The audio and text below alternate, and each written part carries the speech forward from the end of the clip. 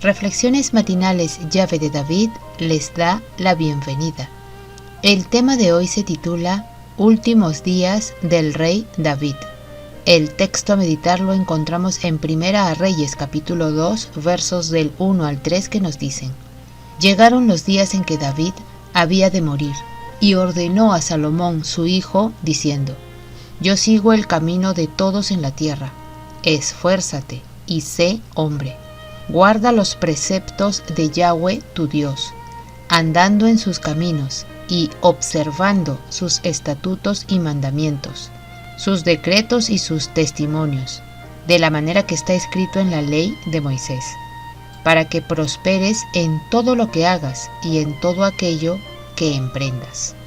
David, aun cuando sintió que se acercaba su muerte, siguió preocupándose por Salomón y el reino de Israel, cuya prosperidad iba a depender en gran manera de la fidelidad de su rey. Entonces mandó a Salomón su hijo, diciendo: Yo voy el camino de toda la tierra, esfuérzate y sé varón. Guarda la ordenanza de Yahweh tu Dios, andando en sus caminos y observando sus estatutos y mandamientos, y sus derechos y sus testimonios, para que seas dichoso en todo lo que hicieres y en todo aquello a que te tomares, para que confirme Yahweh la palabra que me habló, diciendo: Si tus hijos guardaren su camino, andando delante de mí con verdad, de todo su corazón y de toda su alma, jamás, dice, faltará a ti varón del trono de Israel. David no pensó en sí mismo, sino en su hijo, no en el pasado, sino en el futuro. Habló como padre amante, soldado, patriota y, por encima de todo, como un hombre que ha demostrado en todo respecto que era realmente rey. Exhortó a Salomón para que se esforzara al tomar las responsabilidades del liderazgo, así como Moisés exhortó a Josué. Y así como Dios mismo exhortó a Josué. Salomón ahora era rey a pesar de su juventud. Por eso, de un modo especial, debía demostrar su hombría. Debía ser un varón que se dominara plenamente y que mandara a su pueblo. Tenía que ser intrépido y libre de cohecho y de corrupción. No debía poner en primer término sus intereses, sino los del pueblo a quien debía servir, y los de Dios cuyo representante era. Por encima de todo, la exhortación de David a Salomón fue de una índole religiosa. En primer lugar, Salomón debía ser leal a Yahweh. Los israelitas eran el pueblo de Dios, y Salomón debía gobernarlos como siervo de Dios. Las últimas palabras de David a Salomón no fueron tanto las de un padre para su hijo, sino más bien las del que presidía a Israel, para el que divinamente había sido nombrado como su sucesor al trono. Como rey de Israel, Salomón debía ocupar el trono del reino de Yahweh.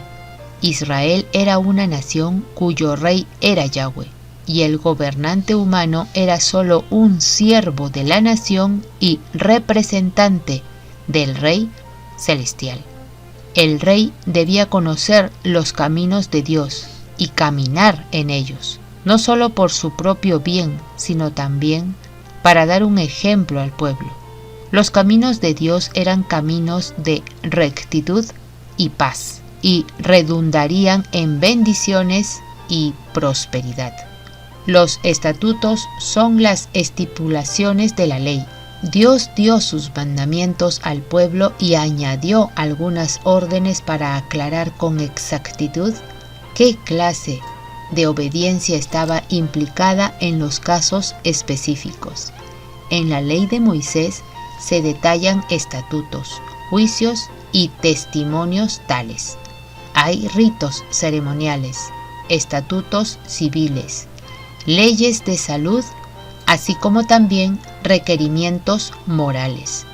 Dios, que dio todas sus leyes para beneficio de sus hijos, puso a estos bajo la vigencia de esas leyes porque desea verlos felices y prósperos. No dio sus prescripciones y órdenes para hacer alarde de su autoridad suprema, sino para asegurar el bienestar y la felicidad de los habitantes de la tierra. Al caminar en armonía con las leyes del cielo, el hombre había de hallar gozo, paz, contentamiento de espíritu, salud física y plenitud de vida. Y durmió David con sus padres, y fue sepultado en su ciudad.